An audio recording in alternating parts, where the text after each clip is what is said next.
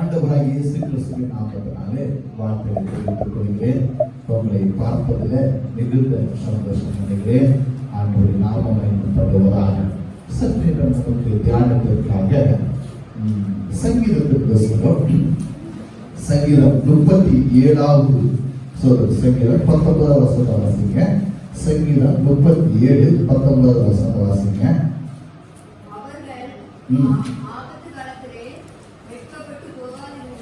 அவர்கள் ஆபத்து காலத்திலே வெட்கப்பட்டு போகாதிருந்து பஞ்ச காலத்திலே திருப்தி அடைவார்கள். கரங்களை உயர்த்தி ஆண்டவரே சொல்லுங்க. அல்லேலூயா. பஞ்ச காலத்திலே இன்றைக்கு கால வேளையிலே நம்முடைய தியானத்திற்காக பஞ்ச காலத்திலே திருப்தி அடைவார்கள். சோதரம் இதுக்கு இன்னொரு வசனத்தை வாசிக்க விரும்புகிறேன். அதே சங்கீதத்தின் வசனம்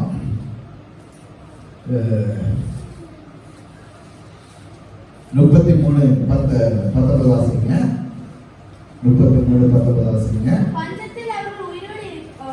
பஞ்சத்தில் அவர்கள் உயிரோடை காக்கவும் பாருங்க, பஞ்ச காலத்தை குறித்து அவர்களை உயிரோடு காக்கவும். இங்க வாசிக்கும் போது பஞ்ச காலத்திலே அவர்களை திருப்தியாக நடத்தலாம். அல்லேலூயா. சத்தமா சொல்லுங்க. அல்லேலூயா. பஞ்ச காலம், பஞ்சம் எப்படி வருது இல்லைங்க? பாருங்க, கொஞ்சம் மைண்ட கொஞ்சம் ஃப்ரீயா இருக்குங்க. பஞ்சம் எதனால வருது? பஞ்சம் எப்படி எல்லாம் நமக்கு வருகிறது? சொல்லுங்க. பஞ்சம் வருதா இல்லையா? எப்படி வருது? பஞ்சம் எதனால நமக்கு பஞ்சம் எப்படி எல்லாம் நமக்கு வருகிறது? சத்தமா சொல்லுங்க. கொள்ளை நோய், தேசத்துல கொள்ளை நோய் வந்தா என்ன இருக்கும்? பஞ்சம். நமக்கு இப்ப அதான் நடந்துட்டு இருக்கு. வேற எப்படி பஞ்சம் நமக்கு வரும்? மழை இல்லாம இருந்தா பஞ்சம் என்ன செய்யும்? அப்படி இருந்திருக்கா இல்லையா தேசத்துல? இதுக்கு முன்னாடி பைபிள்லயே நம்ம அநேக காரியங்களை பார்க்க முடியும். நம்முடைய வாழ்க்கையில அநேக நேரங்கள்ல பஞ்சம் எரிசிலிருந்து வருவதை பார்க்க முடியும். அடுத்து வேற என்ன? தேசத்துல யுத்தம் நடந்தா, இப்போ நமக்கு இந்தியாவுக்கும் சீனாவுக்கும் இடையில யுத்தம் நடக்கிறது போல எல்லா வகையான சூழ்நிலைகள் உருவானது. எப்பவுமே தேசத்துல யுத்தம் நடந்தா அது உள்ளூர்லேயே பயங்கர 2 சோதனம் அரசியல் தலைவர்களுக்குள்ளாக பயங்கர கலவரங்கள், இப்படிப்பட்டதான சூழ்நிலைகள் நடக்கும் என்று சொன்னா அந்த தேசத்துல பஞ்சம் உண்டாகும். அல்லேலூயா. அல்லேலூயா. வேற ஏதாவது வகையில பஞ்சம் உண்டாகுமா? பஞ்சம் வேற ஏதாவது வகையில உண்டாகுமா? அரசாங்கத்துடைய தவறான பொருளாதார கொள்கை இருக்குன்னு சொன்னால் தேசத்துல பஞ்சம் உண்டாகும். அல்லேலூயா. நமக்கு கிடைக்கிற வருமானத்தை நம்ம சரியாக சோதரம் ஒரு குடும்பத்தை பார்த்து நம்ம பார்ப்போம் சொன்னா அந்த குடும்பத்துல சோதரம் அந்த வருமானம், அந்த வீட்டுடைய குடும்ப தலைவர் ஒரு நாளைக்கு 1000 ரூபாய் அவர் சம்பளம் வாங்குறாருன்னு சொன்னா அந்த குடும்பத்தில் இருக்கிறவங்க அதை சரியாக அதை பயன்படுத்தணும். அதாவது ஆண்டவர் கொடுக்க வேண்டியதை கர்த்தர் கொடுக்க வேண்டியதை கர்த்தர் கொடுக்கணும். குடும்ப செலவுக்கு உள்ளதை தனியா எடுக்கணும். ஒரு பகுதியை சேமிப்புக்காக எடுக்கணும்.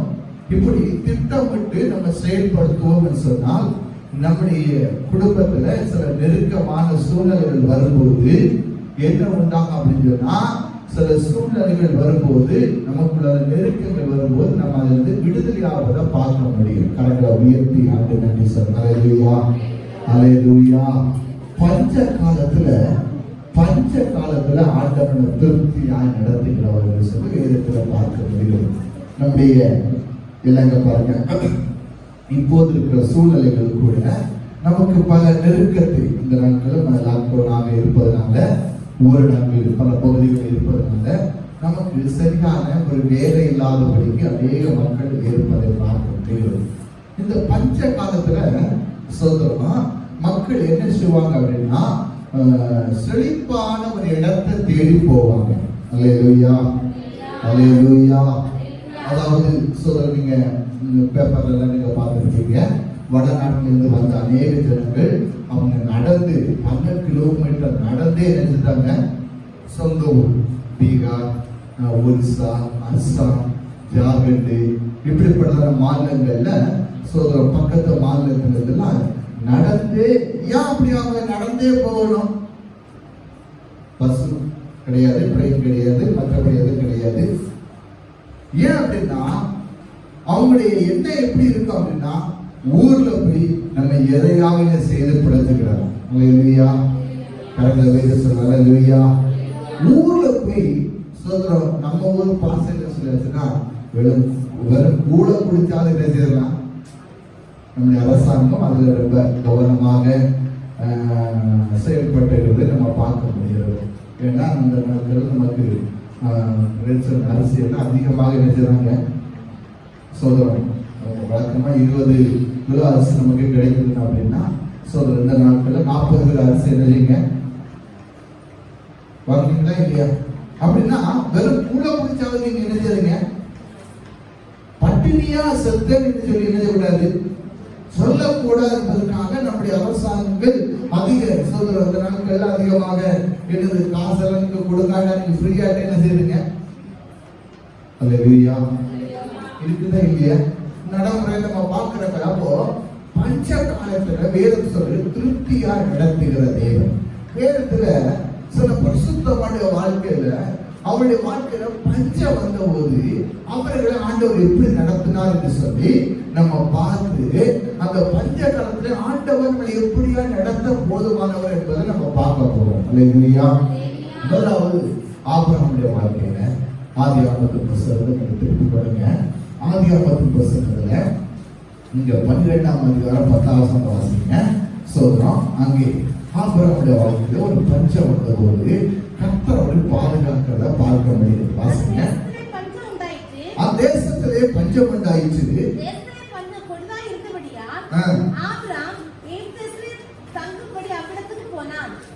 தேசத்திலே தங்கும்படி அவ்விடத்திலே போனான். நீங்க கீழே வாசிக்கும் போது சோதரம் அவருடைய இவருக்கு அங்க தங்கும்படி அந்த இடத்துல போகும்போது இவருக்கு ஒரே பயம், தன்னுடைய சாராள் அவருடைய மனைவி சாராள் ரொம்ப அளவுள்ள ஒரு ஸ்திரீ என்பதை அவன் அறிவான். அதனால சோதரம் நீங்க அந்நிய தேசத்திலயா நீங்க இருப்பதனால, அந்த பஞ்ச காலத்துல அந்நிய தேசத்துல இருப்பதனால நீ அளவுள்ள சரியா இருப்பதனால ஒன்னை கொண்டு போட்டு சோதரம் என்னை கொண்டு போட்டு ஒன்னை என்ன சொல்லுவாங்க, தூக்கிட்டு போயிருவாங்க என்று சொல்லி அங்கே ஒரு பதட்டமான ஒரு சூழ்நிலைகளுக்கு நேராக ஆபிரகாம் கடந்து போவது. அந்த பஞ்ச காலத்துல ஒரு பதட்டமான சூழ்நிலைக்கு நேராக கடந்து போவதை பார்க்க முடிகிறது. ஆனால் சோதரம் ஆண்டவர் அந்த ஆபிரகாமையும் அவருடைய குடும்பத்தையும் ஆண்டவர் பாதுகாத்தார். கரெக்டா உயர்த்தி சொல்லணும். அல்லேலூயா, அல்லேலூயா. நீங்க வாசிங்க, கீழே வாசிங்க. சோதரம் 19ஆம் வசனம் வாசிங்க. சொல்ல வேண்டியது என்ன?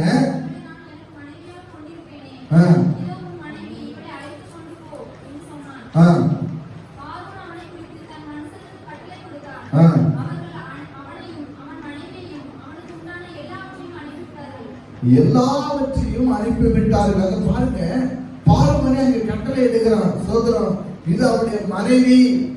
பாருங்க, பஞ்ச காலத்துல இவர்கள் இடம்பெயர்ந்து போகும்போது ஒரு ஆபத்தை சந்திக்கிறார்கள்.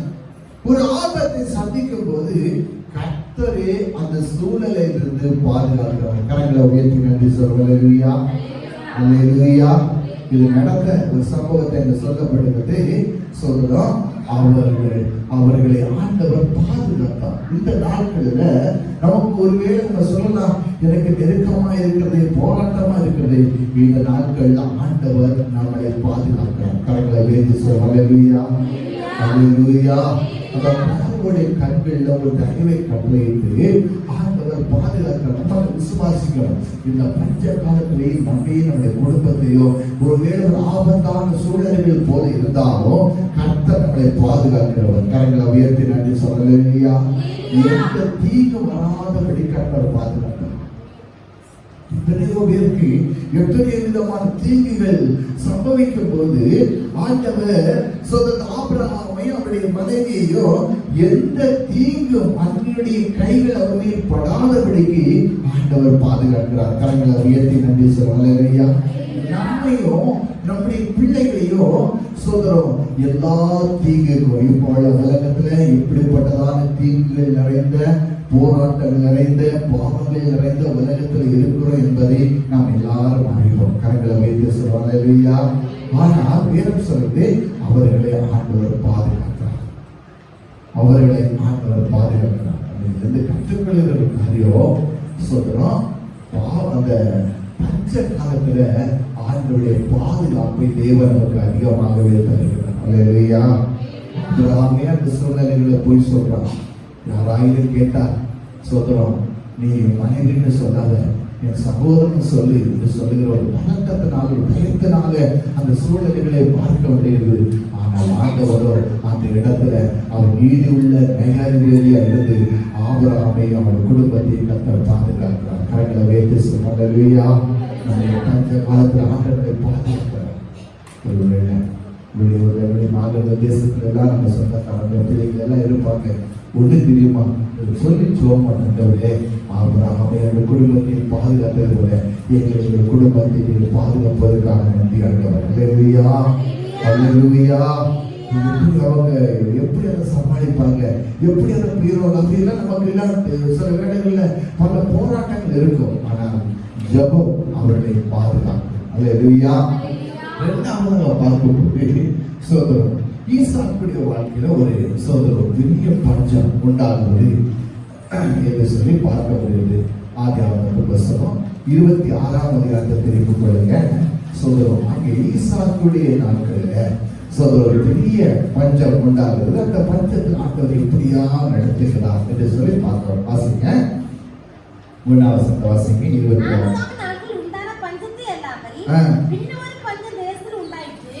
அப்பொழுது ஈசாக்கு பெலிஸ்தருக்கு ராஜாவாகிய அபிமெலேக்கு கேராருக்கு போனான்.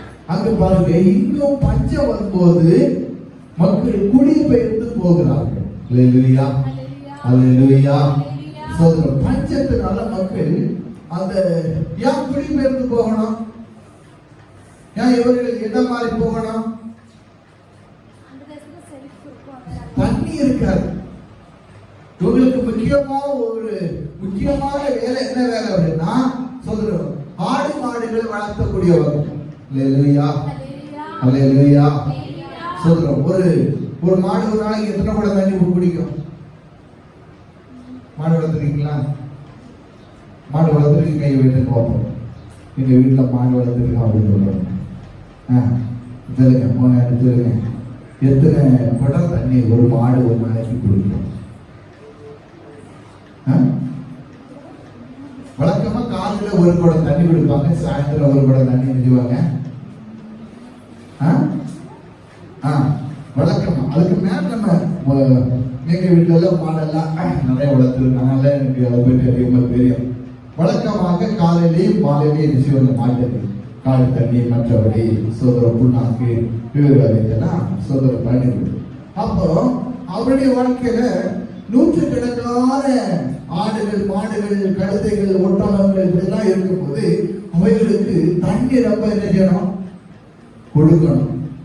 தண்ணி சொல்றோம். அதனாலதான் தண்ணியை தேடிதான் ஆதி காலத்தில் இருக்கிற மக்கள் சொல்ற இந்த வரலாறு நீங்க படிச்சிருப்பீங்கன்னா சொல்றோம் இந்து வழி சமவெளியில் என்ன செய்தாங்க?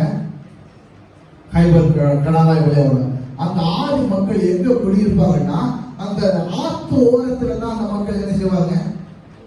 ஆத்து ஓரத்துல ஆறு செழிப்பு முறைகள் அது பக்கத்துல விவசாயம் செய்யறதுன்னா மிருக ஜீவனுக்கு ஏற்ற தண்ணி அங்க கொடுக்கப்படும். இப்படி எல்லாம் செய்ய முடியும். ஆனா இங்க பாருங்க, இந்த பஞ்ச காலத்துல ஈசாக்கு அந்த ராஜாவிடத்துல போய் என்ன செய்யறான்? சோதரம் இவனும் அதே போல என்ன செய்யறான்? சோதரம் ஆபிரகாமுடைய வாழ்க்கையில நடந்தது போலதான் அந்த இன்சிடென்ட் அங்கே சொல்றான். ரெபேக்கா ரொம்ப அழகுள்ளது. ஈசாக்குடைய மனைவி அவன் அதே போல சொல்றான். நீ என்ன சோதரம், நீ சகோதரன் சொல்லி அதே சம்பவத்தை அப்படியே நடக்குது. ஆனா ஒண்ணு தெரியுமா? ஆண்டவர் அவர் அந்த இடத்துல பாதுகாக்கிறார். கரெக்டா வேதி சொல்றாங்க. அல்லேலூயா. அல்லேலூயா. நீங்க அந்த படத்தை வாசிச்சீங்கன்னா சொல்றோம் 9 வசனத்தை வாசிங்க. அபிமெலேக்கு ஈசாக்கை அழைத்து, அவன் உன் மனைவியாக இருக்கிறாளே, ஏன்னா அவன் மனைவிக்கு சொல்றதுக்கு ஒரு தைரியம் இல்லை.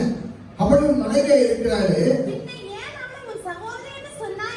ஆபிரகாம் அதே போல சொல்லுகிறார். ஈசாக்குடைய வாழ்க்கையில அதே ஒரு பஞ்ச காலத்துல ஒரு பதட்டமும் ஒரு நெருக்கமும். ஏன் அவளை சகோதரி என்று சொன்னாய்?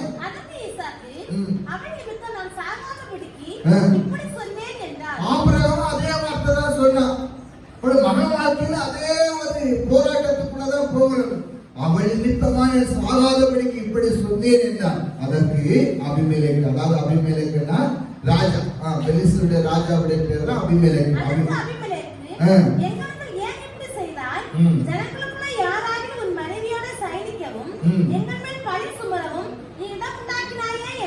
சகோதரி சொல்றதால யாராவது ஒரு மனைவியை தவறா நடத்தவோ, அதாவது அவள் மேல பழி போடவும் இடம் உண்டாக்கினாயே என்றார். வாசிங்க.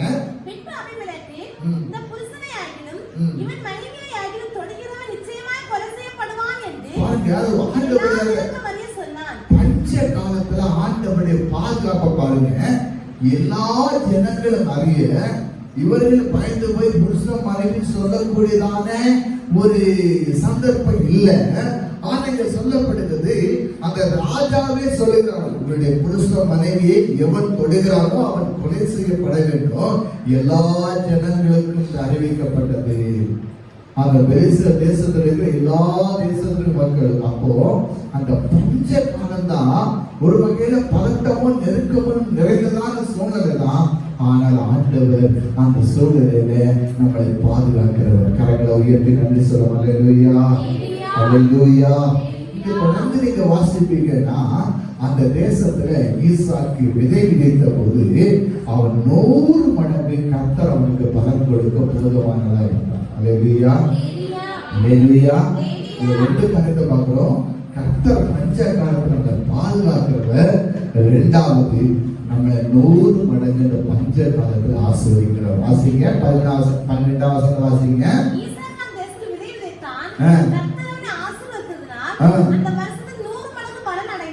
100 மடங்கு. என்ன காலத்துல அவன் விதை விதைத்தான்? பஞ்ச காலம். பஞ்ச காலத்துல யாரை விதை விதைப்பாங்களா? தம்பி பாருங்க, பஞ்ச காலத்துல யாரா விதை விதைப்பாங்களா? விதை விதைக்க மாட்டாங்க. அல்லேலூயா. ஏன் பஞ்ச காலத்துல என்ன நமக்கு அடுத்து நமக்கு தண்ணி இருக்குதா என்று சொல்லி பார்த்து அந்த தோட்டத்துல விதை விதைப்பாங்க. ஆனா விசுவாசத்தோடு ஆண்டவர் சமூகத்துல காத்திருந்து ஜெபித்த பிள்ளைகளுக்கு ஆண்டவர் பஞ்ச காலத்துல 100 மடங்கு ஆசீர்வதித்த உடனே சொல்றோம். 100 மடங்கு ஆசீர்வாதம்னா என்ன ஆசீர்வாதம் நினைக்கிறீங்க நீங்க? பஞ்ச காலத்துல மற்ற யாருக்கும் விளைச்சல் இல்லை. 100 மடங்கு ஆசீர்வாதம். வேதத்துல எத்தனை மடங்கு ஆசீர்வாதம் சொல்லப்பட்டிருக்குது?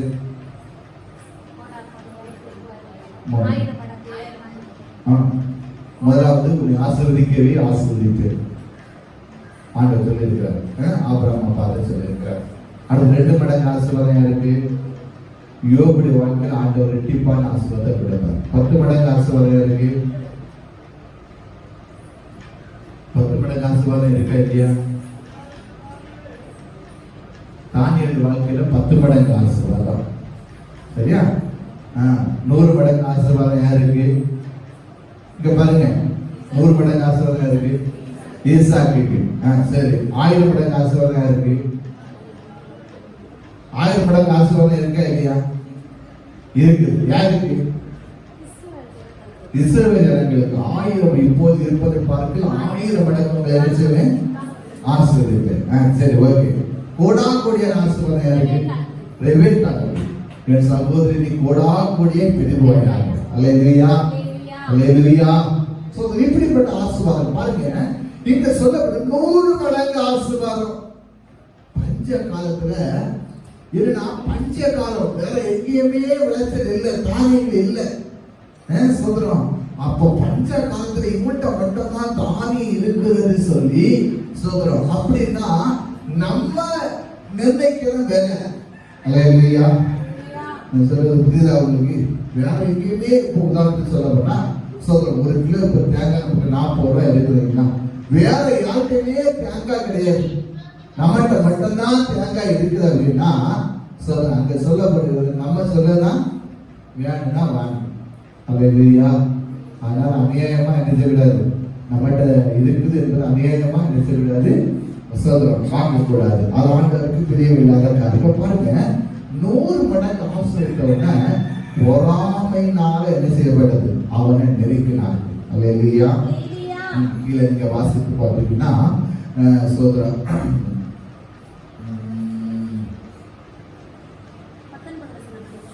வாசிங்க. ஈசாக்குடைய வேலைக்காரர் பள்ளத்தாக்கிலே வெட்டி அங்கே சுரக்கும் நீருடை கண்டார்கள். ஏராளம் மேய்ப்பர் இந்த தண்ணீர் எங்களுடையது என்று சொல்லி ஈசாக்குடைய மேய்ப்பரை வாக்குவாதம் பண்ணார்கள். பொறாமைனாலே அந்த வார்த்தை வாசிங்க. வேலைக்காரர்கள் தொடர்ந்து எத்தனை வசனம்? அவருக்கு ஆட்டுக்கொள்ளையும் மாட்டுமந்தையும் அநேக கடலில் காரணமிருந்ததினால் பெலிஸ்தர் அவன் பேரில் பொறாமை கொண்டு வாசிங்க. அவன் தகப்பனாகிய ஆபிரகாமின் நாட்களில் அவனுடைய வேலைக்காரர் வெட்டினர் துறவிகள் எல்லாம் தூக்கி மண்ணினால் நிரப்பிக் கொண்டார்கள். அங்க சொல்ற பொறாமைனால இன்னைக்கு அவர்கள் எவ்வளவு ஆண்டவர் சமூகத்தில் கஷ்டப்பட்டு ஜெபம் பண்ணி ஆண்டவருடைய ஆசீர்வாதங்களை பெற்றாங்க என்பது அவங்களுக்கு ஆண்டவருக்கு தான் தெரியும். அல்லேலூயா. சத்தமா சொல்லுங்க அல்லேலூயா. உங்களுடைய வாழ்க்கை நீங்க பாருங்க, நம்ம வாழ்க்கையில நம்முடைய வீட்டுக்கார பர்சனால வேலை செய்து கஷ்டப்பட்டு அதுல ஒரு பகுதியை சேமித்து நம்ம ஒரு வீடை கட்டுறோம் அப்படின்னா சந்தோஷப்படுகிற ஜனங்களை பார்க்கிறோம், அதுல பொறாமப்படுற ஜனங்கள் தான் அதிகமா செய்வாங்க. நம்மளால எவ்வளவு கட்ட முடியலையே, நம்மளால எவ்வளவு செய்ய முடியாது, அவங்களால எப்படி செய்ய முடியாது. அந்த வார்த்தை சொல்றது, நம்மளை கர்த்தர் ஆசீர்வதிக்கும் போது பொறாமப்படக்கூடிய கூட்டங்களை எழும்போம். அதுக்காக வருத்தப்படக்கூடாது. அல்லேலூயா. சத்தமா சொல்லுங்க அல்லேலூயா. அல்லேலூயா. நமக்கு ஒண்ணு தெரியணும், நமக்கு என்ன ஒரு ஆசீர்வாதமும் கர்த்தர் தராத பட்சத்தில் அது நமக்கு ஆசீர்வாதம் வராது. கரெக்டா சொல்லுங்க அல்லேலூயா. சத்தமா சொல்லுங்க அல்லேலூயா. ஒரு சைக்கிள் வாங்கினாலும் சரிதான், நீங்க ஒரு ஸ்கூட்டி வாங்கினாலும் சரிதான், நீங்க ஒரு கார் வாங்கினாலும் சரி, ஒரு இடம் வாங்கினாலும் சரி, சொல்றோம் ஒரு தோட்டத்துல நீங்க பயிரிட்டாலும் சரி, அதை விளைய பண்ணுகிறவர் கர்த்தர். அல்லேலூயா. அல்லேலூயா. சொல்றோம். ஆனா அநேகரை இருக்கு தெரியும், யார் யார் நம்ம உண்மையா நேசிக்கிறாங்க, நம்ம உண்மையா நம்ம மேல அன்பு வச்சிருக்கிறவங்க, நம்ம மேல நம்முடைய ஆசீர்வாதத்தை பார்த்து அவங்க சந்தோஷப்படுவாங்க. கரெக்டா வைத்து சொல்லுங்க. அல்லேலூயா. அல்லேலூயா. நல்ல உண்மை நம்மகிட்ட நல்ல அன்பா படுவாங்க. ஆனா நமக்கு ஒரு உயர்வு வந்துட்டுனா அவங்க உடனே முறுமுறுப்பாங்க, உடனே பொறாமப்படுவாங்க. இவங்களுக்கு இவ்வளவு பெரிய வீடு தேவையா, இந்த கார் தேவையா, இந்த தோட்டம் தேவையா, அப்படியா இப்படியா என்று சொல்லி தூஷணமா சொல்லக்கூடிய மக்களை நம்ம பார்க்க முடியும். அதனால கவலைப்படாதீங்க. பஞ்ச காலத்திலையும் ஆண்டவர் ஆசீர்வதிக்கிற தேவன். கரங்களை வைத்து சொல்லுங்க அல்லேலூயா. கரங்களை வைத்து சொல்லுங்க அல்லேலூயா. நம்ம ஆண்டவர் ஆசீர்வதிக்கிற தேவன். நம்ம விசுவாசிக்கிறோம். ஐயோ இது எப்படி சமாளிக்க போறோம், கர்த்தர் மேல நம்பிக்கையா இருக்கு, பதறாதீங்க. ஆண்டவர் ஒரு சூழ்நிலைகள் ஆண்டவர் ஆச்சரியமா நடத்திருக்கிறார். பிள்ளைகளை ஆசீர்வதிக்கிறவர், எதிர்காலங்களை ஆசீர்வதிக்கிறவர். நெருக்க வரும்போது பதறாதீங்க. ஆண்டவர் சொன்னது ஜோவன் ஏன்னா ஈசாக்கு பஞ்ச காலத்துல விதை விதைத்த போது ஆண்டவர் 100 மடங்கு ஆசீர்வதித்தார். கரெக்டா வைத்து சொல்லுங்க அல்லேலூயா. அல்லேலூயா. இந்த சூழ்நிலைக்கு தொழில் நடக்குமா, இந்த சூழ்நிலை எப்படி சமாளிக்க போறாங்க, பதறாதீங்க. அந்த சமூகத்தை ஸ்தோத்திரம் பண்ணிக்கொண்டு அதிகமா ஜெபத்துல தரித்திருங்க, வேத வாசிப்புல தரித்திருங்க, தனி ஜெபத்துல அந்த சமூகத்தில் அதிக நேரம் இருங்க. குடும்ப ஜெபமாக தேவனை ஆராதித்து பாருங்க. ஆண்டவர் அந்த சாபத்தை நம்முடைய பிள்ளைகளுக்கு ஆசீர்வாதமாய் மாற்றுவார். கரெக்டா வைத்து சொல்லுங்க அல்லேலூயா. அல்லேலூயா. அல்லேலூயா. இந்த மாசத்தை எப்படி சமாளிக்க போகிறோம், இந்த மாசத்தை எப்படி சமாளிக்க போறேன் என்று கேள்வி இருந்தாலும் ஆண்டவரே எனக்கு தெரியாதப்பா, இந்த மாசத்துல என்னை எப்படி சமாளிக்க எனக்கு தெரியல, ஆனா நீங்க தான் என்னை ஆசீர்வதிக்கணும், நீங்க தான் எனக்கு உதவி செய்யணும். நம்முடைய முழு இதுமே ஆண்டவர் சமூகத்தில் ஒப்பு கொடுக்கும் போது கர்த்தர் ஆச்சரியமா நடத்துவார். கரெக்டா வேறு நன்றி சொல்லுங்க அல்லேலூயா. அல்லேலூயா. பொறாமை என்பது எதிர்ப்புரிமையும் வேதத்துல வாசிக்கிறோம். பொறாமையோ அதற்கு முன்பாக நிற்கத்தக்கவர் யார்? பொறாமைக்கு முன்னாடி மனுஷன் நிற்க முடியாதுன்னு சொல்லப்படுது. அல்லேலூயா. பாத்தீங்களா? சோதரம் நல்லபடி உயர்ந்து வரும்போது சில நாட்கள் வியாதியிலே அவன் அப்படியே செத்தே போயிடுவான். பாத்தீங்களா? பொறாமையினால அவ்வளவு மனுஷனுடைய கண்ணு அவ்வளவு மோசமானது. சோதரம் தேவ பிள்ளைகளுக்கு ஆண்டவர் அந்த இருக்கிற அந்த கண்கள், அந்த சூழ்நிலைகள் எல்லாவற்றையும் கர்த்தர் நீங்க ஆவியில் இருந்து ஜெபிக்கும் போது அந்த கிரிகளை எல்லாம் அழைத்து போவாங்க. அல்லேலூயா. விசுவாசிக்கிறீங்களா? அல்லேலூயா. விரோதமாக சில நேரங்கள்ல சில வீடுகளில் பிள்ளைகள் திடீர்னு இந்த வாலிப மேல வரும்போது நல்ல புசு புசுன்னு வளருவாங்க. அதை 4 பேர் பார்த்துட்டு ஒரே கண்ணை அழிஞ்சிருவான். சோதரம் ஒரே என்ன செய்வான், ஒரே என்ன போடுவான். சோதரம் என்ன அந்த பிள்ளைகள் புசு புசுன்னு வளருது, அப்படி வருது இப்படி வருது. அல்லேலூயா. இயேசுவின் நாமத்தினால் நான் என்ன சொல்றேன் அப்படின்னா, இந்த கண்காண கத்தவர்களே உங்களுடைய எல்லா சூழ்நிலைகளும் நமக்கு ஒரு நெருக்கமில்ல ஆண்டவர் சார்ந்த அந்த சமூகத்துல ஆவியில் நிறைந்த அந்நிய பாஷைகளை பேசி ஜெபித்தா எதிராக எல்லா கிரிகளையும் கத்த முறியடித்து போடுவோம். அல்லேலூயா. நெருக்கம் வருவதற்காக அவங்களோட வாக்குவாதம் பண்ணல, அவங்களோட சண்டை போடல. நெருக்கம் அவங்க பொறாமையினால செய்கிறாங்க என்பது நல்லா தெரியும். வேதத்துல வேற யாருக்கெல்லாம் பொறாமையினால செய்யறாங்க சொல்லுங்க பார்ப்போம். ஈசாக்கு பொறாமையினால அவங்க தொடர்புகளை எல்லாம் கூச்சு போட்டாங்க. வேற யாருக்கு பொறாமையினால செய்யறாங்க? சத்தமா சொல்லுங்க.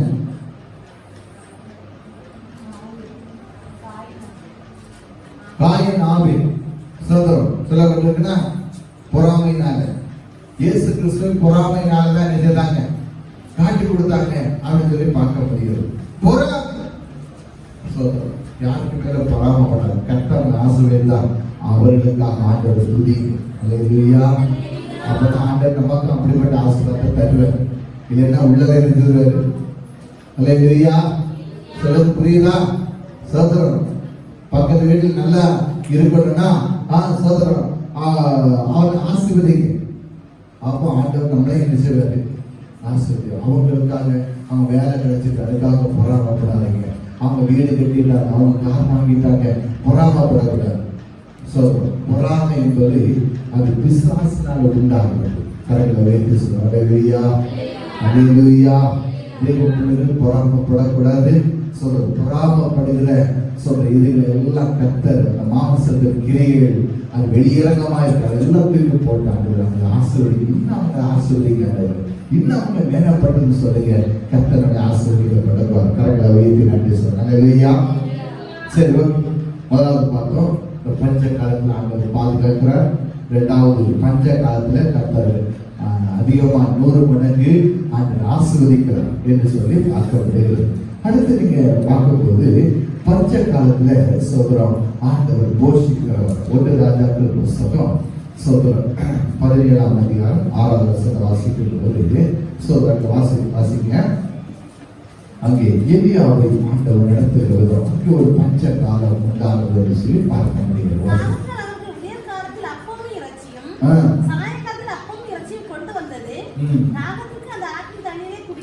பாருங்க, அந்த கேலி காற்று தண்ணீரை கொடுத்து அவனை அப்பமும் இறைச்சியும் காலம் வந்து கொடுத்துருச்சான். பஞ்ச காலம். தேசத்துல வேற யாருக்கும் சாப்பாடே இல்லை. சாப்பாடு இல்லாதபடிக்கு ஒரு பஞ்ச காலத்துல எலியாவை போஷிக்கும்படி ஆண்டவர் ஒரு காலத்துக்கு கட்டளையிட்டிருந்தார். அல்லேலூயா. அல்லேலூயா. நம்ம ஒரு காக்கையில என்ன செய்யும்? நம்ம ஒரு காக்கையில என்ன செய்யும்? திருடிட்டு தான் ஓடிடும். நீங்க தேங்காய் நீங்க வெளியே வச்சிருந்தீங்கன்னா கொஞ்ச நேரத்துல தேங்காய் காண முடியும். எவ்வளவு எடுத்தாலும் பார்த்தா காக்காய் தூக்கிட்டு நினைக்கிறாங்க. அல்லேலூயா. இந்த திருட்டு புத்தி அதிகமா இருக்கிறது காக்கு. வேற எந்த பறவைங்க அதிகமா இருக்கு? வேற எந்த இது பறவை செய்யாது? திருட்டிட்டு வாழ சோதரம். ஆனா அந்த காக்கை மட்டும் திருடக்கூடிய புத்தி அதிகமாகும். நீங்க காக்கை நீங்க கூர்ந்து பார்த்தீங்கன்னா அது சாப்பிடக்கூடிய அளவு நல்லா சாப்பிடும். அதாவது சாப்பிட முடியலன்னு என்ன செய்ய தெரியுமா? என்ன அப்படின்னா அது சாப்பிட முடியாத அளவுல ஆகாரம் இருக்குன்னா இந்த ஓட்டுக்கு இடையில என்ன செய்யும்? வீட்டுடைய கூரையில் என்ன செய்யும்? ஒழிச்சு வைக்கும். ஒழிச்சு வச்சுட்டு மறுநாள் காலை வளர்த்து எடுத்து செய்யணும். பார்த்துருக்கீங்களா? இந்த காகத்தை கவனித்து பாருங்கள் அப்படின்னு போடப்படும். பறவைகளை ஒவ்வொரு பறவை கவனிச்சு பண்ணக்கூடிய சுபாவம் எப்படிப்பட்டது. ஆனா இப்படி இந்த திருட்டு சுபாவம் உடையதான இந்த காக்கை கொண்டு ஆண்டவர் எலியாவுக்கு போஷித்தார். அல்லேலூயா, அல்லேலூயா. பஞ்ச காலத்துல ஆண்டவர் போஷிக்கிறது. ஆண்டவர் சொன்னார், நான் அவனை போஷிப்பேன் அப்படின்னு சொல்லி சொன்னார். பாருங்க, எவ்வளோ திருக்க வருது, சூழ்நிலைகள் வருது. ஆனா அந்த பஞ்ச காலத்துல ஆண்டவர் தன்னுடைய பிள்ளைகளை நீங்க மகிமையாக நடத்துவார். இன்னொரு கேள்வி, தேசத்துலதான் சொல்ற ரொம்ப பஞ்சம். இந்த காக்கைக்கு மட்டும் எங்க இருந்து இந்த அப்பமே இறைச்சி கிடைச்சிச்சு? தேசத்துல பஞ்சமா இருந்தாலும் ராஜா வீட்டுல அப்பமே இறைச்சி எல்லாம் என்ன செய்வாங்க? சாப்பிடுறாங்க. சோதரம் அங்கிருந்து ராஜா, அந்த ராஜா வீட்டுல இருந்து காக்கை திருடிட்டு வந்து அப்பவும் இறைச்சி கொண்டு வந்து கொடுக்குது. அல்லேலூயா, அல்லேலூயா. இதுக்கு ஒரு ரகசியம் என்ன அப்படின்னா, நமக்கு ரொம்ப பொருளாதார நெருக்கம் இருந்தாலும் ஆண்டவர் ஆச்சரியமா நடத்துவார். கரெக்டா ஏற்றி சொல்லுங்க. சோதரம் அந்த கேள்வி காற்று தண்ணீர் வச்சின போது அந்த விதவை வீட்டுல போய் ஆண்டவர் நடத்துறாங்க. இந்த விதவை வீட்டுல இருக்குதானே சோதரம், அந்த வீட்டுல போய் ஆண்டவர் நடத்துகிறதை பார்க்க முடியுது. அந்த பஞ்ச காலம் முடிவது வரையிலும் அங்க பானையில மாவு எண்ணெய் குறைந்து போவது சொல்லப்பட்டது. ஆண்டவர் இடத்துல விதம் ஆச்சரியமா இருக்கும். விசுவாசிக்கணும். ஆண்டவர் இடத்துல விதத்தை நம்ம விசுவாசிக்கணும். சோதரம் அப்படி செய்ய முடியுமா? நம்ம விசுவாசித்தால் நமக்கு ஆண்டவர் செய்வார். பஞ்ச காலத்துல, அதாவது நெருக்கமான நாட்கள்ல தேவ பிள்ளைகளுக்கு 3 விதமான ஒன்று பாதுகாப்பு கொடுக்கிறார், 2வது நம்மை ஆசீர்வதிக்கிறார், 3வதாக நமக்கு எந்த ஒரு குறையும் இல்லாதபடிக்கு நடத்துகிறார். அல்லேலூயா, அல்லேலூயா. படி நிச்சயம் பண்ணுவோம். எல்லாரும் ஆண்டவரை நோக்கி பார்ப்போம். இந்த ஆபிரகாம் நடத்த ஈசாக்கை நடத்தி எலியாவை நடத்திட்டோம். இந்த பெரிய சந்தர்ப்பங்களை சொல்ல முடியும். ஆண்டவருடைய பஞ்ச காலத்துல ஆண்டவர் ஆச்சரியமா நடத்தியிருக்க ஒவ்வொரு நாட்களும் பாடி கட்டளை துதித்து ஆராதிக்கிற பிள்ளைகளுக்கு ஆண்டவர் நடக்கிற இடங்கள் ஆச்சரியமாக இருக்கும்.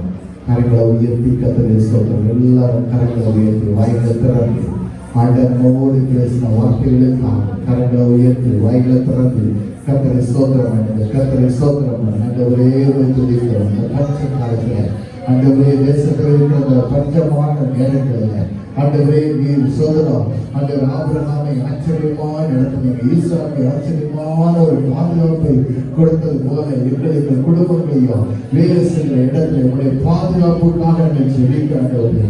நீர் உங்களை பாதுகாக்கிற தேவன் ஆண்டவரே. சூழ்நிலைகள் உங்களை வித்தியாசமா இருந்தாலும் ஆண்டவருடைய பாதுகாப்பு நீர் கட்டியமாய் தருபடியாக சொல்லிக்கிறோம். அடுத்த 2வது ஆண்டவர் நாங்கள் கையிட்டு செய்கிற பிரயாசங்களை ஆசீர்வதிங்க ஆண்டவரே. ஆண்டவர் ஈசாக்கு அந்த பஞ்ச காலத்துல 100 மடங்கு ஆசீர்வதித்தது போல ஆண்டவரே நாங்கள் செய்கிற பிரயாசத்தை ஆண்டவரை கை பிரயாசத்தை நீங்க ஆசீர்வதிங்க ஆண்டவரே. அல்லேலூயா.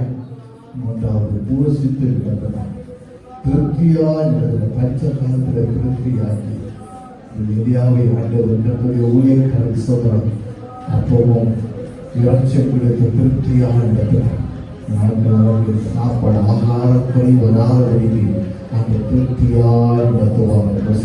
பிதாவே, இந்த வேலைக்காக நன்றி சொல்கிறோம். எங்களை முற்றிலுமாய் தாழ்த்துகிறோம். தேவ தயவு பிள்ளைகள் நடத்தும்படியாக நாங்கள் சொல்லுகிறோம். எங்களை முற்றிலுமாய் தாழ்த்துகிறோம். தேவ சமாத தேவன் கட்டளையிடுங்க. இந்த பஞ்ச நெருக்கமான சூழ்நிலைகளும் நாங்கள் கேட்டாங்க வார்த்தைப்படி அங்கே திருப்தியாக ஆசீர்வாதமாக அங்கே கோஷித்து நடத்துவதற்காக நன்றி செலுத்துகிறோம். முற்றிலுமாய் தாழ்த்துகிறோம். கேட்டதான ஒவ்வொரு பிள்ளைகளும் ஆசீர்வதிக்க கிருபை உண்டாக துதிகளை நம்ம எல்லாம் நமக்கு ஒருவருக்கே செலுத்துகிறோம். இயேசு கிறிஸ்துவின் நாமத்தினாலே ஜெபிக்கிறோம் நல்ல பிதாவே. ஆமென், ஆமென். நம்முடைய கர்த்தராகிய இயேசுவின் கிருபை, பிதாவாகிய தேவனுடைய பரிசுத்த ஆவியின் ஐக்கியம் சமாதான சந்தோஷம் நாங்கள் ஒவ்வொரு பிள்ளைகளும் ஒவ்வொருவருக்கும் வரிகம் இப்பொழுது சதா காலத்தில் இருப்பதாக. என் ஆத்துமாவே கர்த்தரை சொல்லி எப்பொழுது பரிசுத்த நாமத்தை சொல்லி என் ஆத்துமாவே கர்த்தரை சொல்லி அல்லேலூயா, அல்லேலூயா. அல்லேலூயா. சரி, God bless you. ஆசீர்வதிப்பாராக.